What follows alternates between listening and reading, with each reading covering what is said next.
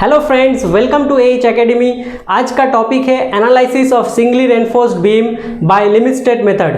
बहुत ही इंपॉर्टेंट है क्योंकि जितना सारा फार्मूलाज डिज़ाइन के लिए आपको मिलेगा, सारा फार्मूलाज का डेरिवेशन मैं आज कराऊंगा और ये वीडियो एंड तक देखिए क्योंकि बहुत ही इंपॉर्टेंट है। और अगर आपको ये पसंद आया तो सब्सक्राइब कीजिए। चलिए स्टार्ट करते हैं। ये है आपका एक सेक्शन जिसका विड्थ है b और इफेक्टिव डेप्थ है d, और यह है एक न्यूट्रल एक्सिस जिसका depth of neutral axis is xu। चलिए, यह है स्ट्रेन डायग्राम और यह है स्ट्रेस डायग्राम। आपको मैंने पिछले लेक्चर में बोला था कि maximum strain in concrete is 0.0035 at the extreme fibre and strain at steel level is 0.87 FI by ES plus 0.002। तो ये है आपका स्ट्रेन डायग्राम और ये है स्ट्रेस डायग्राम। स्ट्रेस डायग्राम क्या था? It is straight and parabolic, straight from 0.0035 to 0.002 level. सबसे पहला चीज जो करना है, ये कंप्रेसिव फोर्स और टेंसाइल फोर्स हम लोग को निकालना है। ये कंप्रेसिव फोर्स शायद आप लोग को पता है, ये वैल्यू जो है इट इज 0.36 FCK BXU और tensile force T is equal to 0.87 FY AST, है ना। तो ये फॉर्मूला कैसे आया आज मैं डिराइव करूंगा। तो पहले शुरू करते हैं कंप्रेसिव फोर्स। उससे पहले ये जो डेप्थ है x1 और x2 ये निकाल लेते हैं इन टर्म्स ऑफ XU। चलिए, x1 एंड x2 निकालने के लिए हम लोग को क्या करना पड़ेगा? देखिए, स्ट्रेन डायग्राम से ये दो सिमिलर ट्रायंगल है, एक बिगर ट्रायंगल और एक दूसरा है smaller triangle. By similar triangle properties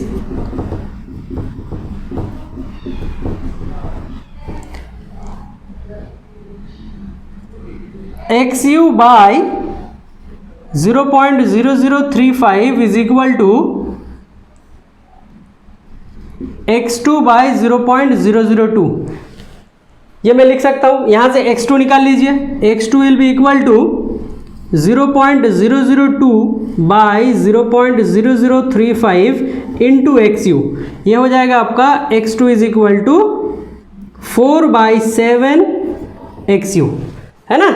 अब x1 निकाल लीजिए। x1 will be equal to xu minus x2 which is equal to 3 by 7 xu। चलिए, x1 और x2 निकल गया। अब चलते हैं C, determination of compressive force. C is equal to, आपको कुछ करना नहीं है, सिर्फ और सिर्फ area of stress diagram in compression. तो ये पूरा का पूरा एरिया मुझे निकालना है, ये कंप्रेशन जोन का एरिया। तो कंप्रेशन जोन का एरिया क्या हो जाएगा?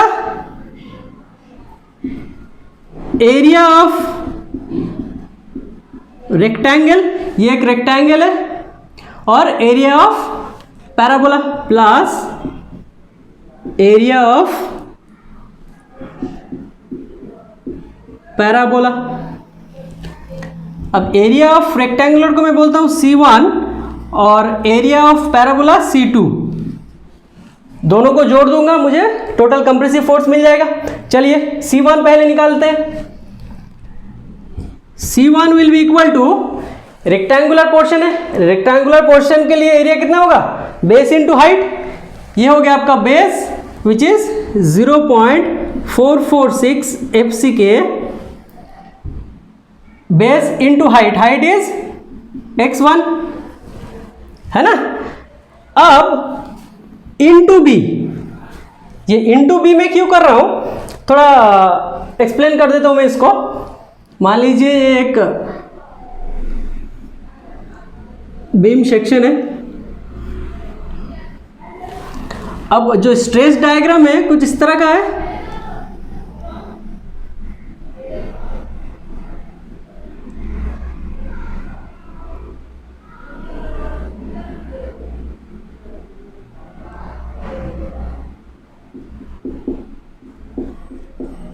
ये पूरा पोर्शन देखिए, ये जो स्ट्रेस डायग्राम है it is at the edge, लेकिन मुझे क्या करना है, थ्रू आउट द बी, ये जो बी है थ्रू आउट द बी मुझे एरिया निकालना है, तो मैं बी से मल्टीप्लाई कर दूंगा, है ना।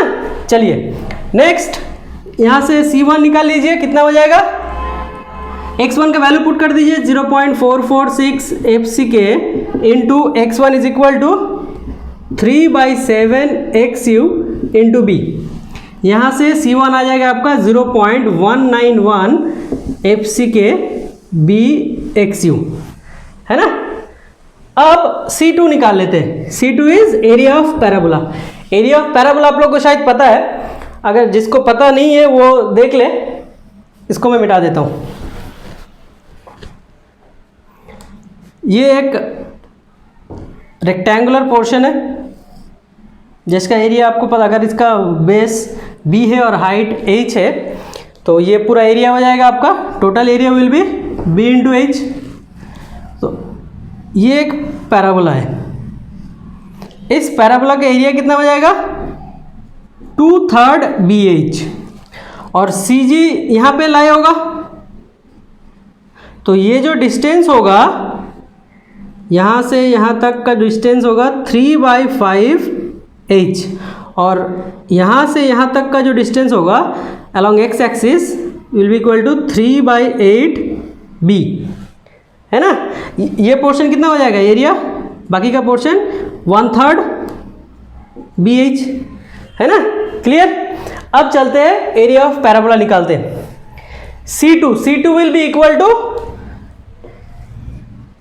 2/3 इंटू बेस, बेस इज ये पोर्शन, बेस कितना है 0.446 FCK, ये हो गया बेस। हाइट कितना है, height is x2 which is equal to 4/7 XU into B throughout the width. चलिए इसको निकाल लीजिए, ये हो जाएगा आपका 0.169 FCK BXU। C1 C2 मिल गया, दोनों को जोड़ दूंगा, मुझे टोटल कंप्रेसिव फोर्स मिल जाएगा। चलिए टोटल कंप्रेसिव फोर्स कितना हो जाएगा,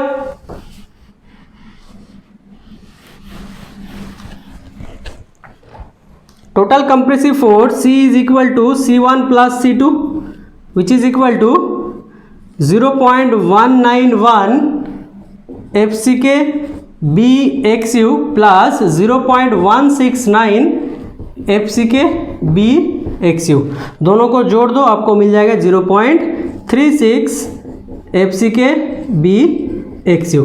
C आ गया आपका 0.36 FCK BXU। क्लियर। ये है आपका compressive force, total compressive force. अब टेंसाइल फोर्स निकालते हैं। चलिए टेंसाइल फोर्स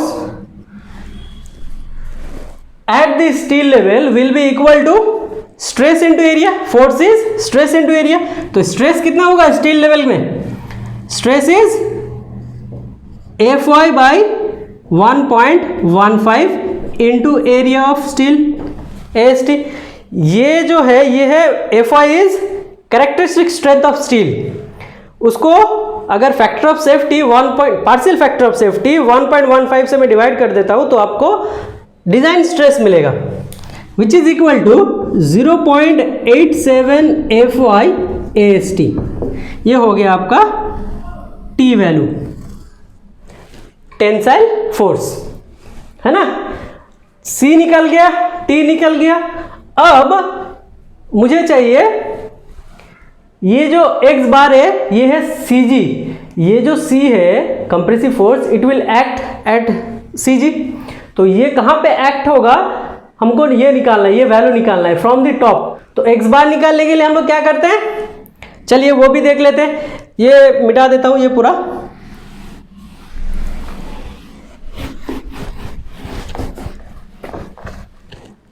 चलिए CG निकालने के लिए फॉर्मूला क्या था, C bar is equal to C1 into x1 bar plus C2 into x2 bar by C1 plus C2। चलिए C1 आप लोग को पता है, C2 पता है, मैं x1 बार और x2 बार दिखा दूंगा, आपको x बार निकालना है। तो चलिए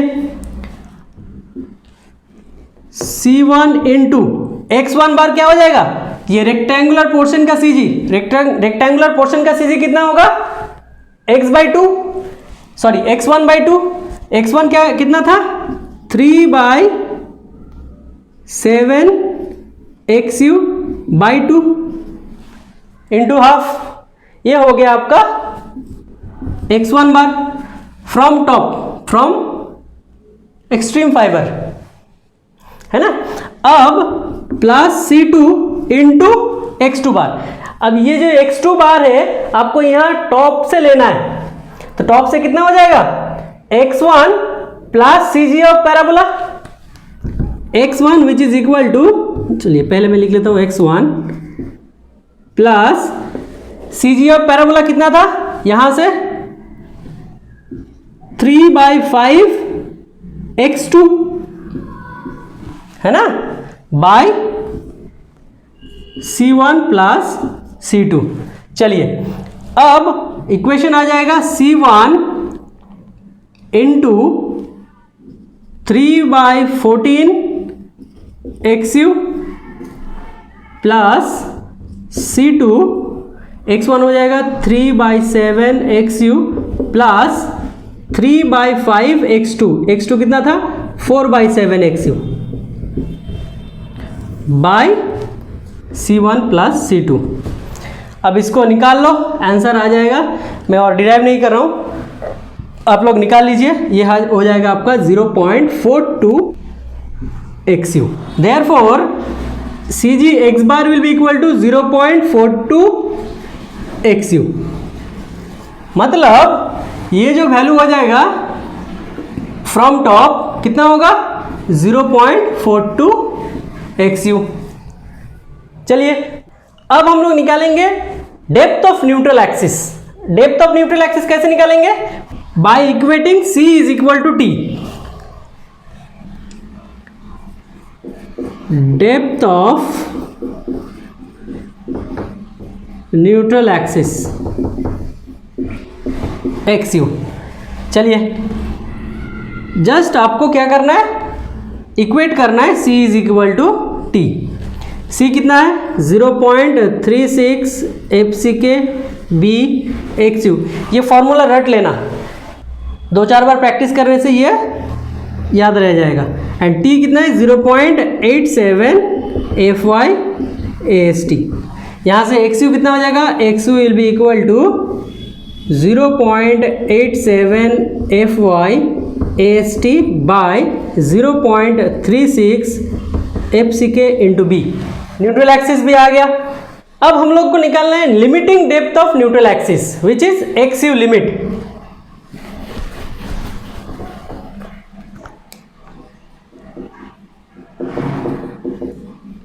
limiting depth of neutral axis XU limit, ये मिल जाएगा from strain diagram, from strain diagram. चलिए यहाँ पे मैं एक लिमिटिंग स्ट्रैंड डायग्राम में ड्रॉ कर रहा हूँ। ये हो गया आपका 0.0035, यहाँ से इसका डेप्थ हो जाएगा XU लिमिट, और ये जो वैल्यू है 0.87 FY/ES प्लस 0.002, है ना। यहाँ से यहाँ ये डेप्थ कितना हो जाएगा D माइनस XU लिमिट। अब देखिए ये दो सिमिलर ट्रायंगल है, सिमिलर ट्रायंगल से मुझे मिल जाएगा XU limit by 0.0035 is equal to D minus XU limit by 0.87 FY/ES plus 0.002, है ना, बहुत ही सिंपल है। अब इसको XU limit by D form में लेके आऊं, मैं कर नहीं रहा हूं, आप लोग खुद कर लीजिए, बहुत ही सिंपल है, सिर्फ प्लस माइनस करना है आपको। ये हो जाएगा 0.0035 by 0.87 by E S plus 0.0055, है ना। कंफ्यूज मत हो जाना, इसको अगर इस फॉर्म में डिराइव करोगे तो यही रिजल्ट आएगा। चलिए, ये है आपका X U limit by D. अब देखिए, it depends on F Y, ES, it also depends on ES, but ES is constant which is equal to 2 into 10 to the power 5 MPa, young modulus of steel, ES, ये value आप लोग को पता है। तो for different values of FY, XU limit by D value will change. तो सिर्फ और सिर्फ आपको क्या करना है, FY का वैल्यू पुट करना है, और ES का वैल्यू तो पता ही आप लोग को कांस्टेंट है। For different grades of steel different value मिलेगा, वो मैं वैल्यू बोल देता हूं, उसको याद रखना है, वेरी इंपॉर्टेंट फॉर ऑब्जेक्टिव। इसको मिटा देते हैं।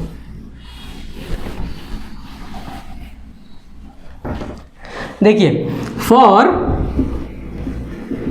Fe250 which is mild steel, mild steel के लिए यहां पे FI कितना हो जाएगा, FI will be characteristic strength of steel 250 MPa Newton पर mm स्क्वायर। यहां पे ये जो वैल्यू है यहां पुट करना है, और ES का value is always equal to 2 into 10 to the power 5 MPa which is constant. XU limit will be equal to 0.53D, very important for objective, इसको याद रखना है। Similarly for Fe415 grade steel, XU limit will be equal to 0.48D, इसको भी याद रखना है, directly objective में पूछता है। फॉर Fe500 कितना हो जाएगा, XU limit will be equal to 0.46D, सिर्फ और सिर्फ FI का वैल्यू पुट करना है, XU लिमिट बाय D का वैल्यू आपको मिल जाएगा। Similarly for 550 grade, XU limit is equal to 0.44D, ये चार आपको याद रखना है, वेरी इंपॉर्टेंट है ना। चलिए, ये डायरेक्टली आपको पूछेगा ऑब्जेक्टिव में, for Fe500 XU limit limiting depth of neutral axis is equal to, चार ऑप्शन रहेगा, सही ऑप्शन होगा 0.46D। बढ़िया, चलिए नेक्स्ट टॉपिक पे चलते हैं, मोमेंट ऑफ रेजिस्टेंस।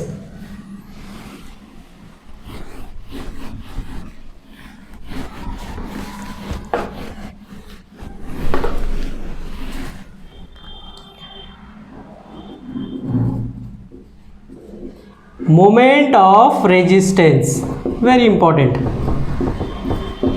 चलिए, मैंने पिछले लेक्चर में बताया था moment mu is equal to C into Z और T इंटू जेड।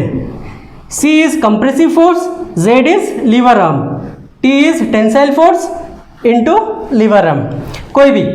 तो देखिए, C का वैल्यू पुट कीजिए, so mu limit will be equal to C कितना था, 0.36 FCKB XU into Z, Z is lever arm, और लीवर आर्म कौन सा है, lever arm is the distance between compressive force and tensile force. ये जो डिस्टेंस है ये हो गया आपका lever arm Z, which is equal to कितना होगा वैल्यू, ये पूरा का पूरा है D, small d effective depth, और यहां से जो डिस्टेंस है वो है x bar which is equal to 0.42 XU। तो ये जो डिस्टेंस हो जाएगा d minus 0.42 XU, d minus 0.42 XU lever arm, है ना। तो चलिए बिठा दीजिए 0.36 FCKB XU into d minus 0.42 XU, ये हो गया आपका moment of resistance, very important और सिंपल भी है, आपको कुछ याद नहीं रखना है, बस बेसिक फार्मूला आपको याद रखना है, दो चार बार प्रैक्टिस करने से ये फार्मूला भी याद रह जाएगा। चलिए, अब mu is equal to TZ, T is equal to 0.87 FY AST into D minus 0.42 XU lever arm. ये भी एक फॉर्मूला आ गया आपका for moment of resistance mu ultimate moment. क्या है फॉर्मूला, मैं फिर से लिख देता हूँ। mu is equal to 0.36 FCK BXU D minus 0.42 XU और mu is equal to 0.87 FY AST D minus 0.42 XU। अब एक और मोमेंट ऑफ रेजिस्टेंस है which is known as limiting moment of resistance. Limiting moment of resistance, चलिए वो भी देख लेते हैं। लिमिटिंग मतलब जो डेप्थ ऑफ न्यूट्रल एक्सिस होगा वो लिमिटिंग होगा, विच इज एक्सयू लिमिट। सिर्फ और सिर्फ आपको क्या करना है, जहां जहां पे एक्सयू है वहां पे आपको एक्सयू लिमिट पुट करना है, सिंपल। एक्सयू देयरफॉर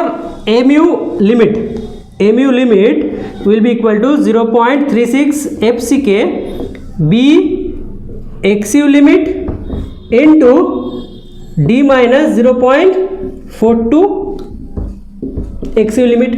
ये हो गया आपका लिमिटिंग मोमेंट ऑफ रेजिस्टेंस, इसको याद रखना है।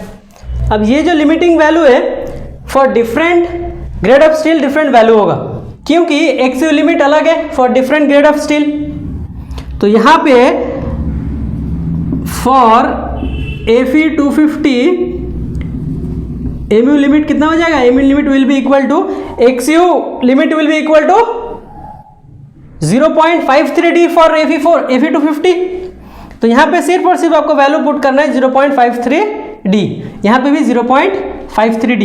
जो रिजल्ट आ जाएगा आपका 0.148 FCK BD square,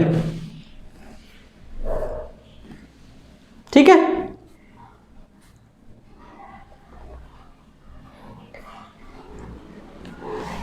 and for Fe415 mu limit will be equal to 0.138 FCK BD square. And for Fe500 mu limit will be equal to 0.133 FCK BD square. ये भी याद रख लेना क्योंकि बहुत बार ऑब्जेक्टिव में पूछा जाता है, वेरी इंपॉर्टेंट है ना। चलिए ये था मोमेंट ऑफ रेजिस्टेंस। अब चलते हैं different types of section which is balance section, under enforce section and over enforce section, वो देख लेते हैं।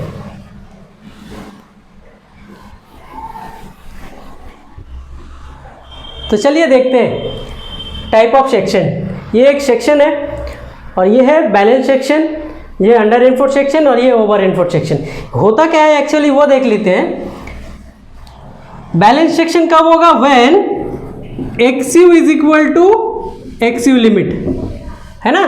मतलब strain at concrete and strain at steel will reach at the same time.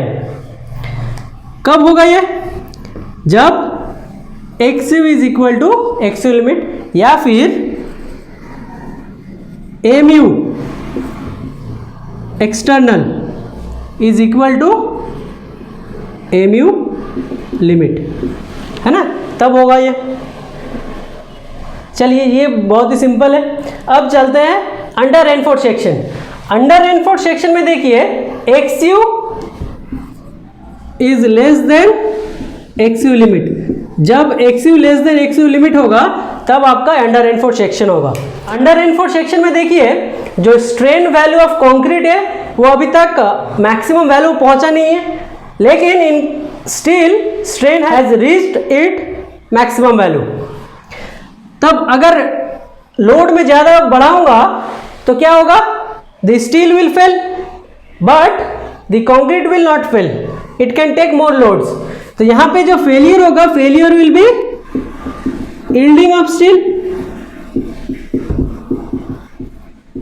है ना। और अंडर रेनफोर्स्ड सेक्शन अगर MU external is less than MU limit होता है तब भी अंडर रेनफोर्स्ड सेक्शन होगा। Whereas in over reinforced section कब होगा, जब XU is greater than XU limit.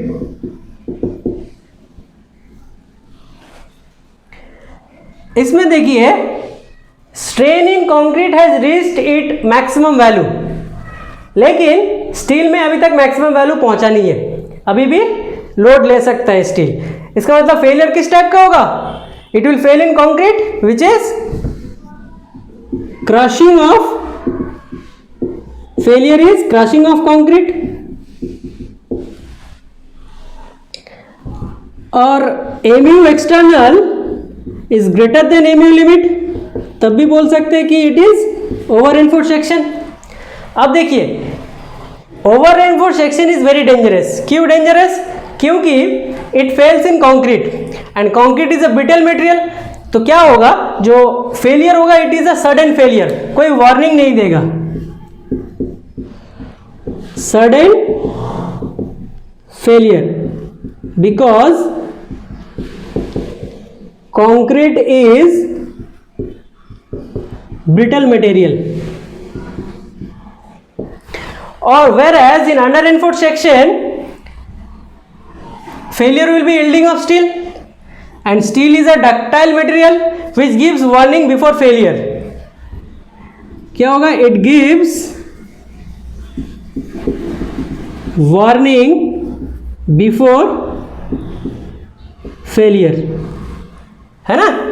Hence code recommends that a section should be designed in under reinforced section, not in over reinforced section. It is not recommended, और ये जो under reinforced है it is recommended for design। Clear. तो ये था आज का lecture. अगर ये लेक्चर आपको पसंद है तो सब्सक्राइब कीजिए और अपने दोस्तों के साथ ज़्यादा से ज़्यादा शेयर करें। Thank you for watching, have a great day.